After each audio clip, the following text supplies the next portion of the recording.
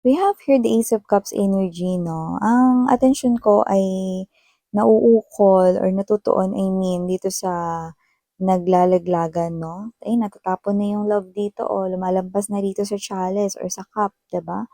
So, with the bird, with the dove right in here, possible that you're married with this person here, and if hindi kayo kasal sa kanya, possible na kinomit niyo talaga yung sarili ninyo sa loob ng inyong relationship with this person here. Parang may natatapon dito, oh. Let's see, no? Because I'm getting the vibe of someone here na possible na nag-cause sa inyo rito, no, ng Three of Swords energy. This person, mataas yung chance na nag-cause siya rito ng heartbreak sa inyo. Okay?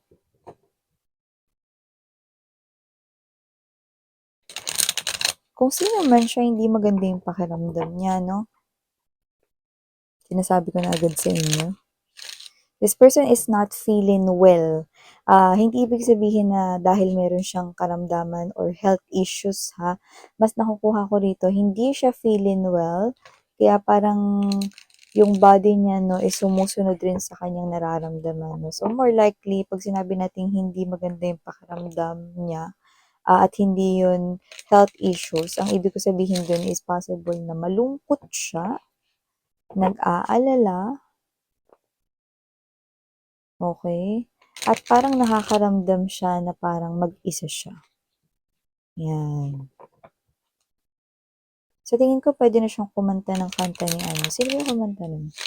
Sa aking pag-iisa, you know, ang yakap mo na aalala ka. You know? Sino kumanta nun? Yeah, yun talaga napipick up ko dun eh. Parang haplos ng iyong kamay ay pilit ko pa rin ginagay. See? Tingin ko naalala niya kayo rito, but we'll see. Si Ate Reg, no? Si Ate Reg yung kumanta nun. Tama ba mga babes? Okay.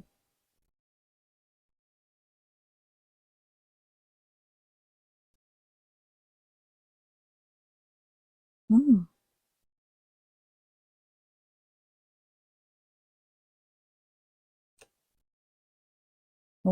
Okay.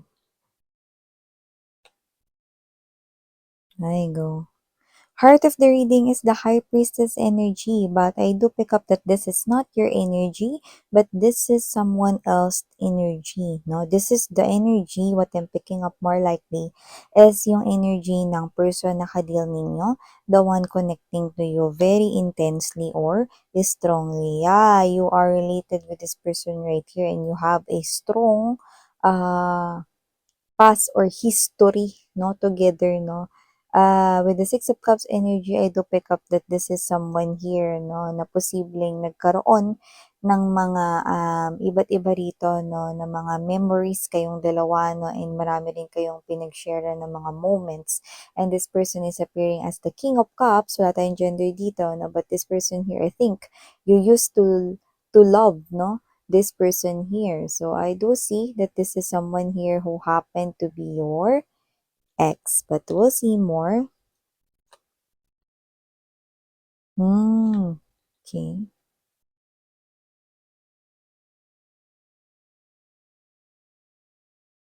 Yeah, look at that. We have the Queen of Cups energy. I do pick up that this is you, but as you can see, it's in reverse position. I do pick up na yung iba sa inyo, pwedeng ex-husband, ex-wife nyo siya rito, no?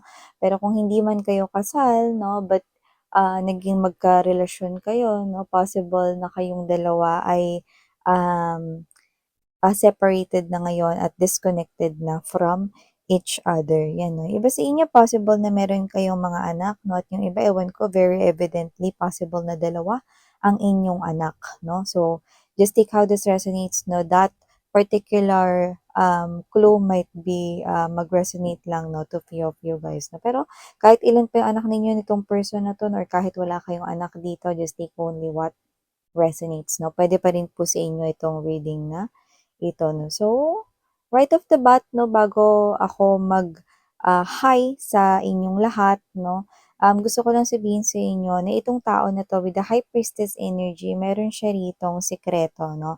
Dediretsahin ko na rin kayo, no, with the High Priestess energy, no, ito yung person na meron siya ritong lihim, no. At ang lihim na 'to, no, luckily, we're fortunate, no, na malaman kung ano 'tong lihim or sikreto, in other words, no.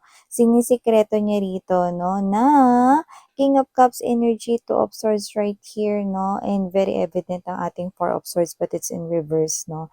Sinisikreto niya po rito na ika'y mahal pa rin niya. Yan, no. At kung bakit, I'm gonna tell it to you bago ako sabihin yan, no, let me just greet everybody first. Hi and hello there, collective. My name is Yan. Welcome new viewers. Tuloy po kayo at sa mga returning kong tambayers. Thank you sa inyong walang sawang love and support, no? And wala tayong gender dito, so babae, lalaki, LGBT, lahat welcome. Pwede rin po na i-flip yung mga roles kung gusto ninyo because isa naman itong general reading. And at the end of the day, lahat po kayo ay may free will na free nyong gamitin anytime, anywhere. So, let's go ahead, no? At hayaan ninyo na sabihin ko sa inyo kung anong meron dito. But you know, timeless ito. Pwedeng nangyari na sa iba. Pwedeng nangyayari naman ngayon sa kasalukuyan at sa iba naman ay mangyayari pa lamang at isang prediction sa kanilang future. So yeah, malinaw, no? This person right here, King of Cups, this is someone here, no, na parang, alam mo yung, siya yung klase ng energy na malungkot siya ngayon, okay? Kasi hindi niya rito magawang ipakita sa inyo at i-express sa inyo, no, yung kanya ritong love and affection here for you, no? Sinisikreto niya pa rin dito, no, ang katotohanan, no, yung truth na ika'y minamahal pa rin niya or kanya pa ring minamahal dito, no? So, bakit nga ba nagkakaroon ng ganito, no? So, nakikita ko rito na malinaw na may separasyon. Pwede kasing hindi na kayo nagsasama ng taong ito, malaki yung chance. Yung iba naman pwedeng separated na kayo, disconnected na kayo, hiwalay na kayo, no? Dati mo man itong asawa, dati mo man itong boyfriend, girlfriend, dati mong ka-live-in, no? So, nakita ko dito nito yung lihim niya, no? And I think this person right here, even sa kanyang mga closest friends, no, very evidently that with this Eight of Swords energy to the Three of Swords, no, this person right here is also keeping this as pimi or secret, no? Sekreto rin sa kanyang mga kaibigan na malalapit sa kanya ritong family members, no? Yung sikreto na yun, kinikip lang din niya, no? At kung bakit ngayon tinatago, no? Medyo nahihirapan siya rito, sabi ko nga sa inyo, nalulungkot siya rito, no? Alam mo kung bakit? Kasi parang wala na rin naman siyang magagawa sa sitwasyon. Five of Cups energy, Ten of Swords right in here, no? That's why this person here is tinatago na lamang niya rito yung nararamdaman niya rito for you guys, no? Yung tunay na nararamdaman niya rito for you guys, no? So, I do pick up that this person right here, meron din kasi na parang nagpa-flashback with this Five of Cups energy, King of Swords right in here, no? Sa past with the Six of Cups, yung may nagpa-flashback dito sa kanya ng mga memories kung saan malinaw na malinaw niya yung naaalala. And you know, iba-iba naman kayo na specific experiences, no, or situations.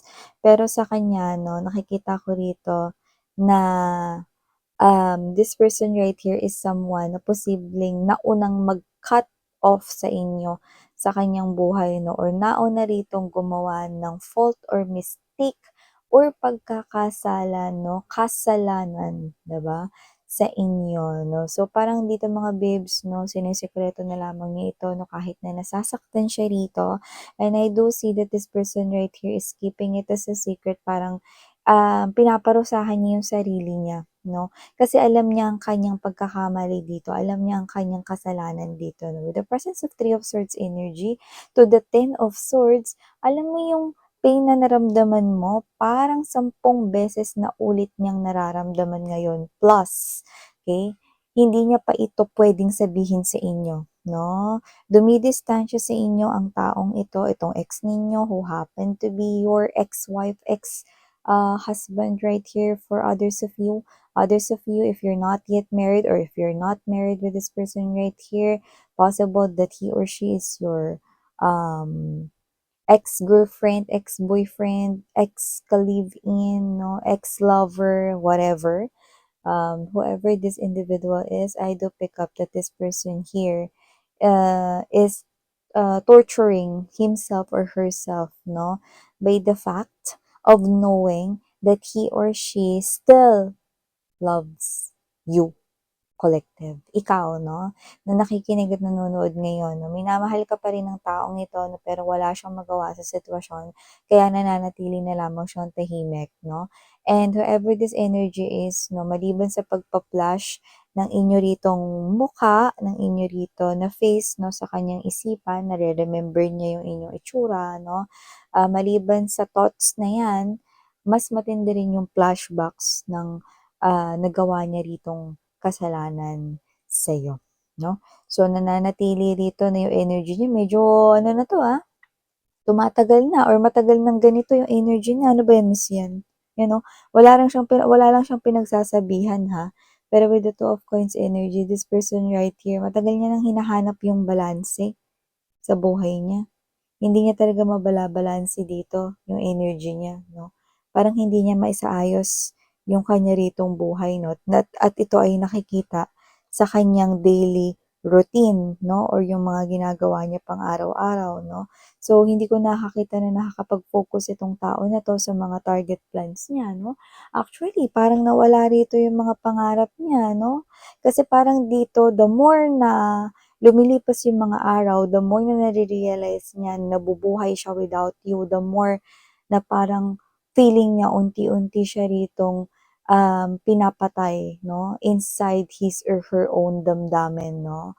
So, I do pick up that this person here is feeling 10 times the pain that you have felt before, no, because of what he had done with you, collective. Yeah, no. So, whatever the case may be, I do see that this person right here, yeah, is regretting this, no? This nagawa niya sa inyo, no? And it is something here na posibleng nare-realize niya. Kaya parang hinahayaan niya kasi alam ko kasalanan ko to eh. Kasi alam ko kung may pagkakamali kay collective, deserve ko to na ganito, na danasin ko tong ganitong klase ng paghihirap ng damdamin. Alam mga babes, no? Wala naman talaga tayong comparison dito, no? Ng ano ba yung mas painful, 'di ba? Pero alam niyo kasi 'no, kung tatanungin niyo ang aking opinyon 'no, 'di ba kapagka nasaktan ka physically kunwari sinapak ka 'di ba, or nauntog ka 'no, maaaring magkabukol ka, magkapasa ka 'no, pero ilang araw lang puwede na ulit na, gumaling 'no, yung sugat mo, yung bukol mo umimpis na 'no, or yung pasa mo mawala na 'no. So may solusyon, may agarang solusyon. Hindi kakain ng matagal na panahon, 'di ba? Pero yung pain emotionally and mentally, yun yung mahirap at yun yung dinadanas niya.